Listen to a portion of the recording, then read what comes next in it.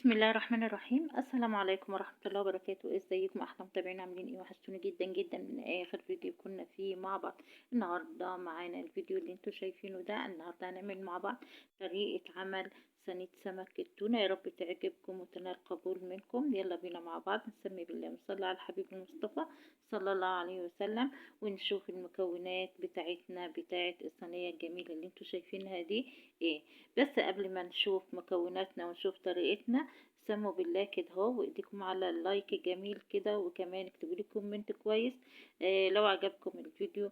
لو انت حبيبتي مش مشتركة معايا، اشتركي معايا، فعلي زر الجرس عشان يوصلك مني اي فيديو جديد. كلنا عارفين ان السمك بسحور، ولازم على الاقل يكون في وجبة اسبوعية بالنسبة لكل اسرة من اي نوع من انواع السمك، لانه طبعا في فيتامينات كتير، ولازم نحرص ان هي تكون في وجبات الاسرة. المكونات بتاعتنا عبارة عن قوطة وبصل وجزر، وكله متقطع كده. انا مجمعة او مجهزة كل حاجة عشان الفيديو ما يطولش معاكم.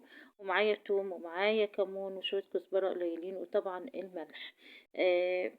وطبعا كلنا عارفين ان التوم والكمون حاجة اساسية جدا مع السمك.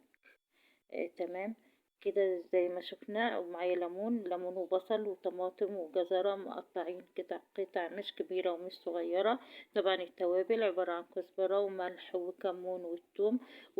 كل الخلطة دي على بعضها حطيت نصها من تحت، ورصيت عليها السمك. طبعا بعد ما نضفته وقطعته لقطع كده اهو، رصيت فوقيهم السمك. كان نص الكمية، طبعا نص الكمية التاني زي ما انتوا شايفين كده خلطته ببعضه وحطيته فوق السمك، مع طبعا شوية من الزيت، حوالي ربع كوباية من الزيت حطيتها تحت طبعا. كده الصينية بتاعتي جهزت وكملت، وزي ما انتوا شايفين الجمال والحلاوة. هكون مجهزة الفرن طبعا بتاعتي ومسخناها قبلها. وقبل ما اوديها على الفرن معايا ليمونة كده، هحاول اعصرها ووزعها على الصينية كلها. تمام. هتكون الفرن بتاعتي سخنت كده، خليها 10 دقايق قبل ما اودي الصينية. وبعد كده هوديها الفرن على درجة حرارة 190 درجة مئوية، وهسيبها حوالي نص ساعة. طبعا السمك هيستوي لان فيه سوائل، وكمان هياخد وش كده من فوق زي ما هتشوفوا معايا دلوقتي. شايفين؟ بسم الله ما شاء الله، شكل الصينية يفتح النفس، ما خدتش منه وقت، يعني بنفس سرعة الفيديو كده. والله يعني بص سريعة جدا جدا. طبعا انا يعني وفرت عليكم وقت التحضير، ولكن برضو ما خدتش اي وقت. وده كان شكل الصينية بعد ما استوت، بالهنا والشفا طبعا. ريحة خرافة ما شاء الله، جميلة جدا، الطعم روعة.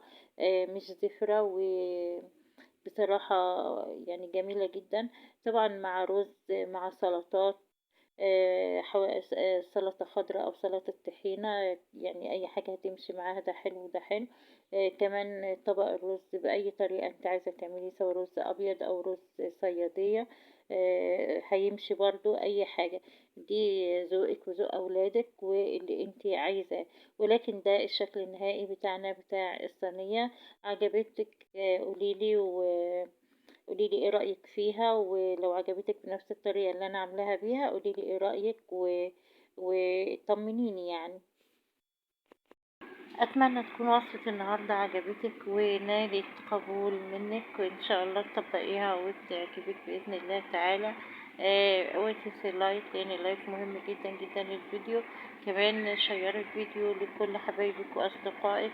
اعملي لي اشتراك لو انت مش مشتركة، وفعلي زر الجرس عشان يوصلك مني اي فيديو جديد. لحد هنا اقولك السلام عليكم.